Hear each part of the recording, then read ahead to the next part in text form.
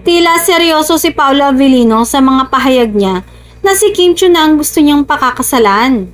Napag-usapan kasi ang pag-aasawa dahil sa ginawang drama series nila na Linlang.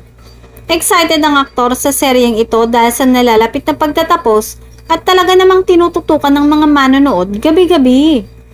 Kaya dahil sa pag-aasawa ng pinag-uusapan, tinanong si Paolo kung naiisip na ba niyang si Kim nang pakakasalan niya muli kung sakaling may parto ang nasabing serye na Linlang.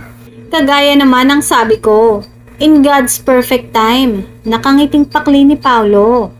Si Kim ba ang wife material para sa kanya? Everything. Nasa kanya na po lahat. Loving, caring, sobrang sweet, sobrang bait, sobrang down to earth at higit sa lahat, very God-fearing. Mabilis niyang sagot. Positibo rin ang mga tagahanga ni na Paolo at Kim na mauuwi rin sa totohanan ng relasyon ng dalawa.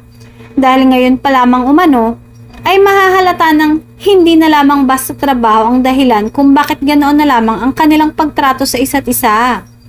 Samantala, talagang namamayagpag ngayon ang tambalang Kim Chiu at Paolo Avellino dahil maging ang mga TFC subscribers ay hinihiling ang appearance ng dalawa dahil sa labis na kilig na pinapadama ng mga ito sa kanilang mga tagahanga.